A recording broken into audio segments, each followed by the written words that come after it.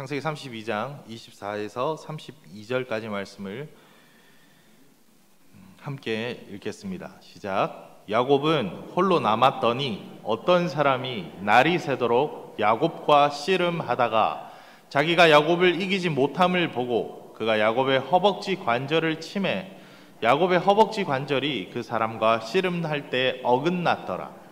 그가 이르되 날이 새려하니 나로 가게 하라. 야곱이 이르되 당신이 내게 축복하지 아니하면 가게 하지 아니하겠나이다. 그 사람이 그에게 이르되 내 이름이 무엇이냐? 그가 이르되 야곱이니이다. 그가 이르되 내 이름을 다시는 야곱이라 부를 것이 아니요 이스라엘이라 부를 것이니 이는 내가 하나님과 및 사람들과 겨루어 이겼음이니라. 야곱이 청하여 이르되 당신의 이름을 알려주소서. 그 사람이 이르되 어찌하여 내 이름을 묻느냐 하고 거기서 야곱에게 축복한지라.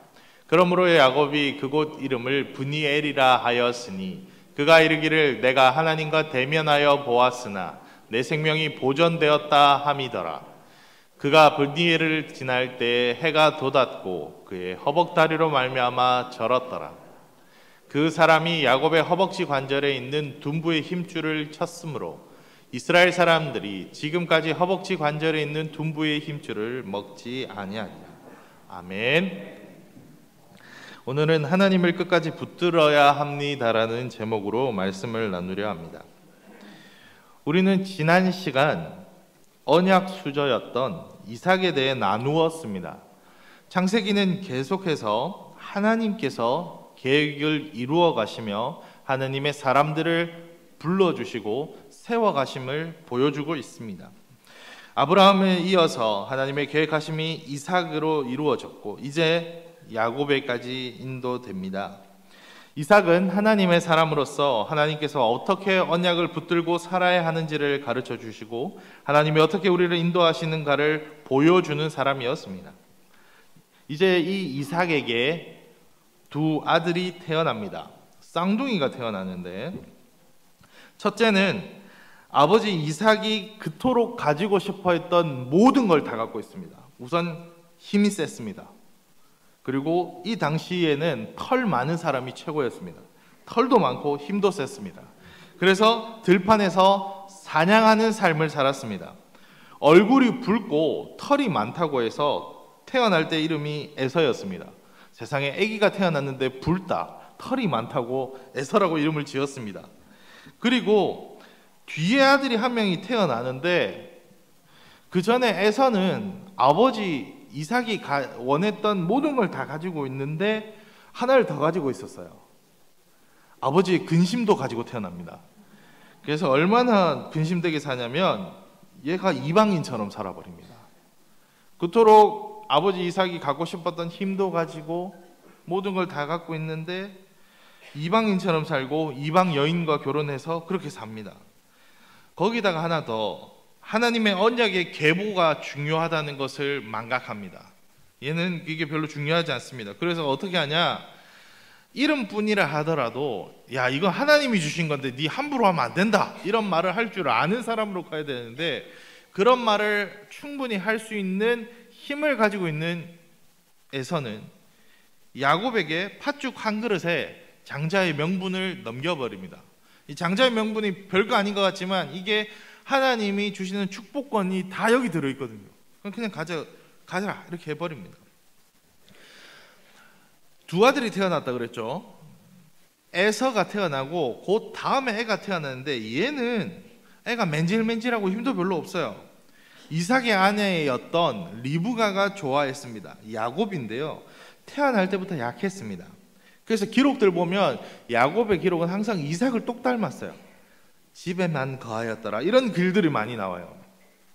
장막 안에만 있었고 태어날 때도 에서의 발 뒤꿈치를 꽉 붙들고 태어났습니다. 그래서 뒤꿈치 붙잡고 나온 아이라는 이름으로 야곱이라고 이름 짓습니다. 얘는 평생 그렇게 발목 잡고 살아요. 누군가 거 빼앗고 항상 평생 복 받고 싶어서 그렇게 잘 살고 싶었던 사람입니다. 그래서 하나님께 복 받고 싶어서 자기 힘으로는 그런데 안 된다는 걸 알았던 것 같아요. 그래서 어떻게 하느냐? 수단과 방법을 안 가립니다. 그래서 사람의 본성을 이용해서 형이 가장 약했을 때가 언제냐면 사냥할 때가 아니라 사냥하고 나서 집에 돌아올 때, 그때가 제일 힘이 빠질 때거든요. 그래서 그때를 이용해서 형에게서 장자의 명분을 넘기라고 합니다. 형이 그냥 안 주잖아요. 어떻게 제일 피곤하고 제일 힘없을 때 팥죽을 싹 끓여요. 우리 교회 앞에 팥죽집이 하나 생겼던데 그렇게 팥죽을 탁 구워가지고 향을 확 돋는 거예요. 이번 여름에 얼마나 많이 팥빙수를 먹겠냐고요, 그 앞에서. 그죠? 그렇게 확 하니까 형이 야, 지금 배고파 죽겠는데 장자의 명분 가져가. 눈에 보여? 네가 가져가도 내가 장자인 거 빤히 다 아는데 그 뭐 중요하겠어 이러고 그냥 넘겨버린 거예요. 그런데 이것만 넘기는 게 아닙니다. 이 다음에 어떻게 하냐면 아버지 이삭이 이제 자기가 얼마 안 남은 걸 알았어요. 그래서 어떻게 하냐면 아들에게 축복을 빌려준데 이제 믿음의 계보가 넘어가는 걸 선언하는 거예요.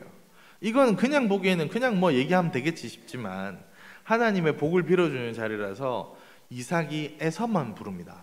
그래서 에서한테 네가 사냥하고 오면 이걸 먹으면서 내가 너에게 축복할게 라고 얘기해요. 그거를 엄마 리브가가 들어요. 그리고 야곱이랑 작당을 합니다. 어떻게 해요? 아버지 이삭이 나이가 들어서 눈이 잘 안 보이거든요. 그래서 에서처럼 분장해서 축복을 받아냅니다. 한마디로 얘기하면 사기를 친 거죠. 그럼 복이 잘 받아졌을까요? 그럼 축복된 삶을 살았을까요? 그토록 복 받고 싶어서 아버지도 속이고 형도 속이고 했는데 잘 안 됩니다. 오히려 아버지를 속이고 자신이 받아야 될 복을 동생이 다 받았다는 걸 안 에서가 화를 참지를 못합니다. 그래서 아버지 이삭과 엄마 리브가가 깨닫습니다. 야, 요거 요렇게 두면 야곱 죽겠다라는 생각이 듭니다. 에서한테 이 힘도 없는 놈이 한번 아무것도 못하고 형 에서한테 죽겠구나 싶어서 하란으로 보내버립니다. 도망 보낸 거죠. 하란에서 야곱은 이제 그러면 축복받고 잘 사느냐? 아닙니다. 이제껏 사기치고 살았던 야곱이 자기보다 더한 사람을 만납니다. 원래 뒤통수 치던 사람은 언제 뉘우침을 얻냐면 자기가 뒤통수 맞으면 깨닫거든요. 자기보다 더한 사람을 만나요. 이제껏 경험해보지 못한 사람을 만납니다. 그래서 그 사람이 누구냐면 어머니 리브가의 오빠예요. 리브가의 오빠 라반을 만나서 야, 이제 살았구나 했는데 아니었어요. 거기서 고생하고 진짜 고생합니다. 근데 놀라운 건 그렇게 고생하고 그렇게 다 빼앗긴 것처럼 있는 세월을 보내는데 그동안 결혼을 하게 됩니다. 자녀를 가지게 됩니다. 그리고 하나님께 정말로 복을 받아서 부자가 됩니다. 이제 야곱이 이제 살만하다 싶은데 하나님이 이제는 가나안으로 돌아오라는 거예요. 근데 문제가 있죠. 형이 아직 살아있어요. 그리고 삼촌은 계속 자기 뒤통수를 쳐요. 그런 상황인 거예요. 그런데 이제 가게 됩니다. 그래서 결국 또 삼촌이 왜 말 안 하고 도망가니부터 해가지고 이래저래 하다가 결국 이제 야복 강가라는 곳에 왔어요. 여기 넘어가면 이제 가나안인 거예요. 근데 야곱이 어떻게 머리를 쓰냐면 뒤에 이제 하란 삼촌이랑 약속을 해요. 이제 다시는 서로 싸우지 말고 뭐 합시다 이렇게 약속도 하고 그러고 떠나는데 이제 사실상 하란으로 돌아갈 길은 완전히 막혔어요. 돌아가면 삼촌이 가만 안 놔둘 거니까 그런 상황이고 앞에 그럼 가나안으로 가야 되는데 야곱이 꾀를 씁니다. 내가 간다는 소식을 들으면 우리 식구들이 그냥 한 열댓 명 그냥 가방 메고 가는 것도 아니고 사람들이 이동하면 분명히 형이 안다. 그래서 어떻게 하냐? 세 분단으로 나눕니다. 세 분단으로 나눠서 혹시 앞에가 형한테 부딪혀도 자기는 도망가려고 하나 둘 셋을 세 분단 제일 뒤에 자기가 있고 그리고 어떻게 하냐? 형한테 선물도 먼저 보내놓습니다. 혹시나 형이 마음이 좀 풀릴까 싶어서 선물도 보내놓습니다. 그리고 났는데 어떻게 보고가 들어오냐? 400여 명을 이끌고 에서가 지금 말을 타고 달려온다고 보고가 들어옵니다. 이 보고는 뭐냐? 형이 반가워서 이렇게 오는 모양새가 아닌 것 같아요. 학자들도 요때 요 보고는 400명을 이끌고 온 거는 야곱 쓸어버리려고 군인 데려오지 않고는 이렇게 많은 사람들이 말을 타고 달려올 이유가 없는 거예요. 지금 이제 산 하나 두고 지금 그런 상황이고, 뒤는 삼촌이 라반이 하란 지역에서 이제 눈을 시퍼렇게 뜨고 쳐다보고 있고, 앞에는 에사가 어찌된 영문인지 말을 타고 400명을 끌고 오고 있고, 야곱은 너무 겁이 나서 모든 사람을 다 보내고 혼자 야복 강가에 있는 상황이에요. 그게 오늘의 말씀입니다. 이 상황에 갑작스럽게 씨름 장면이 나옵니다. 내일 아침이면 이제 에서를 만나기 직전이에요. 그런데 이 와중에 야곱은 씨름을 하고 있습니다. 밤이 맞도록, 날이 새도록, 이제 조금만 더 있으면 해가 뜨고 아침인데, 그러면 이제 형이 오는데 씨름을 하고 있습니다. 이 사람은 하나님의 사자, 하나님을 사실 만난 겁니다. 이제껏 야곱은 속임수로 살아왔거든요. 복을 추구하고 살았거든요. 잘 못 살았잖아요. 복 받았냐면 아니에요. 그렇게 복을 받고 싶었는데 복은커녕 맨날 도망가고 맨날 사기당하고 맨날 모든 거 다 빼앗기고 이런 상황들이었어요. 그런데도 하나님이 지켜주시니까 자녀도 얻게 되고, 그런데도 하나님 복 주셔서 이만큼 왔단 말이에요. 이제 야복 강가는 야곱에게 돌아갈 곳 없는 곳입니다. 마지막 장소입니다. 뭐 도망갈 것도 없고 속일 것도 없어요.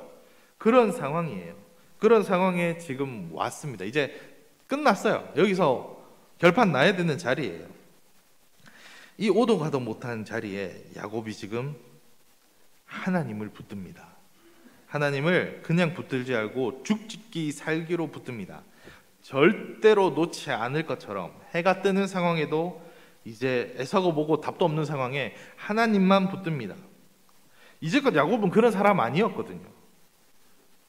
발목을 잡는 사람이었거든요. 잔머리 굴려가지고 이렇게 사기를 치든 뭐 속이든 어떻게 하는데, 지금 이제 야곱은 발목 잡는 사람이 아니라 하나님을 꽉 붙든 사람입니다. 하나님을 놓지 않습니다. 하나님을 놓지 않습니다. 하나님이 보니까 이거 안 끝날 것 같거든요. 그래서 어떻게 하냐면 야곱에게 어디를 치냐면 허벅지 관절을 칩니다. 예전에는 여기를 환도뼈라고 돼 있는데 여기가 어디냐면 우리 어르신들 고관절이라고 아십니까? 여기 엉치뼈 있는 여기, 거기를 친 거예요. 여기 딱 부러지면 어떻게 되는지 아세요? 못 걸어요. 절어요. 자세도 이렇게 돼요. 이게 쫙 피면 아파요. 그래서 이제 제대로 걷지도 못하고 이게 완전히 장세가 주술해집니다. 하나님이 그렇게 만들었어요. 이제 도망도 못 가요. 도망도 못 가요. 그럼 야곱은 그럼 끝난 거 아닙니까? 자기 가진 모든 것은 지금 앞에 다 보냈잖아요. 아무것도 없는 상황에 도망도 못 가는 요 상황에 하나님이 풀썩 주저앉은 야곱에게 축복을 막 더해 주십니다. 이제껏 도망가는 삶이었거든요. 사고는 자기가 다 쳐놓고, 사고란 사고는 다 쳐놓고 도망치면 되는 인생이었어요. 그래서 가나안으로 하나님이 오라 그랬잖아요. 얘기하면 되잖아요. 외삼촌한테 싸우면 되잖아요. 이제는 하나님이 힘 주셨으니까 하나님이 오라십니다. 삼촌이 막아도 저는 갈 겁니다. 저는 하나님 택했습니다. 이러면서 멋있게 나와야 되는데 도망 나왔거든요. 이것도 그런 상황인데 도망 나와서 가나안 가는데 도망도 못 가게 생겼어요. 가나안에 있는 제일 힘센 사람 에서가 지금 달려온다니까요.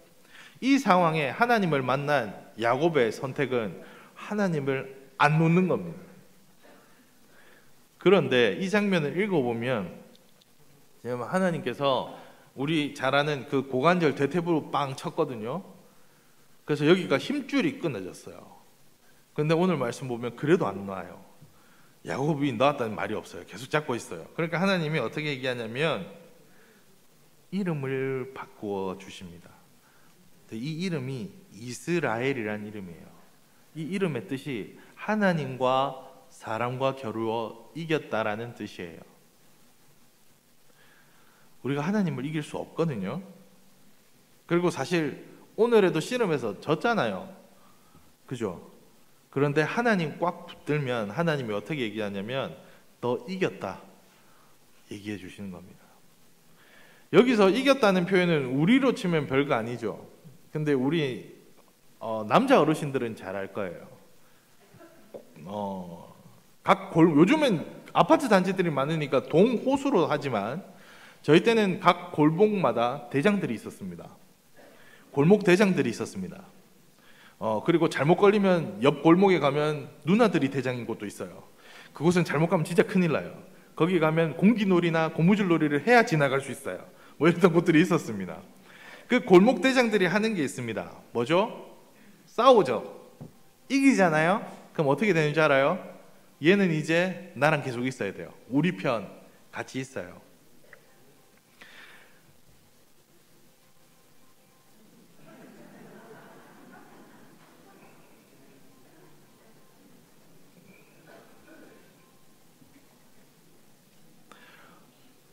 우리가 하나님을 붙들면 하나님과 함께 하겠다고 약속하고 하나님을 놓지 않으면 하나님이 우리를 놓지 않으십니다.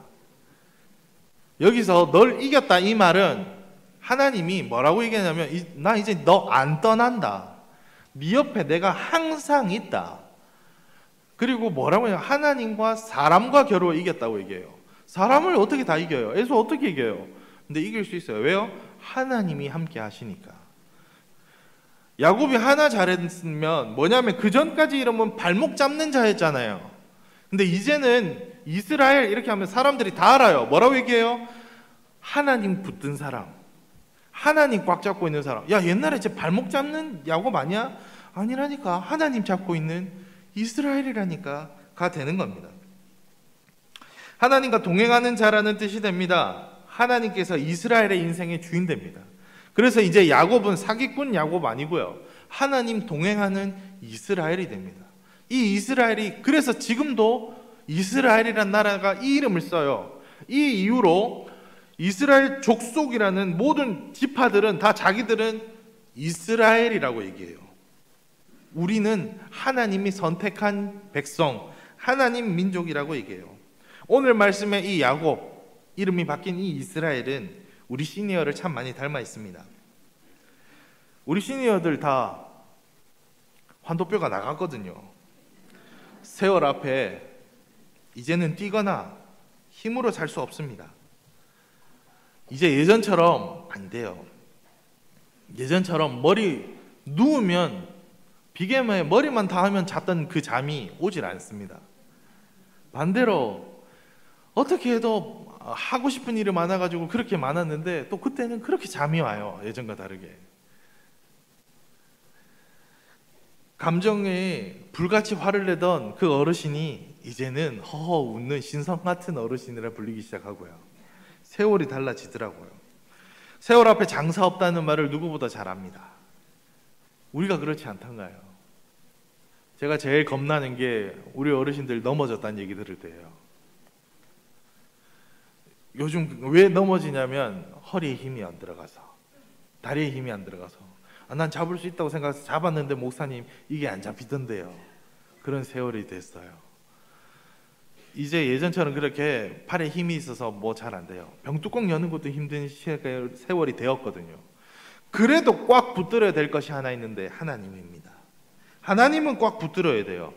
건강이 우리 붙들어지던가요? 지식이 붙들어지던가요? 자식은요? 재정은요? 안 붙들어져요. 야곱도 다 갖고 있었다니까요. 근데 야곱을 그 모든 것들이 아무도 안 지켜주더라니까요. 그렇게 복받고 싶었는데 하나님 붙드니까 되더라고요. 오늘 말씀도 자세히 다시 읽어보면 사실은 이 어려운 과정에 누가 먼저 찾아오셨냐면 하나님이 찾아오셔가지고 하나님이 늘상 함께 했는데 못 깨달으니까 야곱의 눈앞에 오고 야곱 눈앞에 와도 못 알아들으니까 네가 제일 잘하는 거 하게 해줄게 라고 하나님이 붙잡혀 주십니다. 사실은 하나님이 붙잡혀 주시는 거예요. 저 유치부 하거든요. 맨날 씨름집니다. 저만 보면 그렇게 남자애들은 팔씨름 하자 그러고 애들이 붙잡아요. 달리기 하자 그래요. 그럼 항상 걔들이 이겨요. 저희 집에 가면 꼭 우리 애들이 무궁화꽃이 피었습니다를 해요. 무궁화꽃이 피었습니다. 자녀들과 할 때 꼭 해야 되는 게 있습니다. 붙잡으면 안 됩니다. 그리고 놀림을 당해야 되거든요. 왜 우리 할아버지 할머니랑 우리 손주들이 같이 노는 거 좋아하는 줄 압니까? 할머니 할아버지들은 다 져주거든요. 장기 떠도 할아버지가 져주고 오목을 떠도 져주고 알튀기를 해줘도 할아버지가 다 져요. 할아버지가 한 번 다 외우는 그 양반이 맨날 허허 웃으시면서 아이고 내가 이거 못 봤네 이렇게 하거든요. 그거 좋아하거든요. 하나님이 그렇게 하신다고요. 하나님을 붙들기만 하면 하나님이 내 이제 안 갈게 얘기합니다. 하나님을 붙들어야 됩니다. 이 땅 가운데 우리가 사는 길은 그거밖에 없어요. 그 이름이 이스라엘입니다. 그런데 그 더 좋은 이름을 우리가 받았어요. 온천교회 시니어는 더 큰 이름을 받았어요. 무슨 이름을 받았냐? 그리스도인이라는 이름을 받았습니다. 이제 예수 그리스도를 주라 시인하며 살아가는 이들에게 이스라엘이라도 불러보지 못한 이들보다 더 큰 이름, 아니 이스라엘도 이렇게는 못 불러봤어요. 어떻게 해요? 하나님을 아버지라 부르고 기도하고 예배할 수 있는 특권을 우리가 갖게 되었습니다. 우리보다 더 이게 우리의 가장 큰 힘이에요. 시니어는 이제 무엇 하나 편하지 않습니다. 그럼에도 불구하고 꽉 붙들어야 될 것 하나 있는데 예수 그리스도를 붙들으십시오. 예수 그리스도를 나의 구주 나의 하나님으로 믿으시고 고백하시고 나아가면 삽니다. 그래서 우리는 어떻게 해요? 따라해 볼까요? 나는 지금 죽어도 천국 갑니다.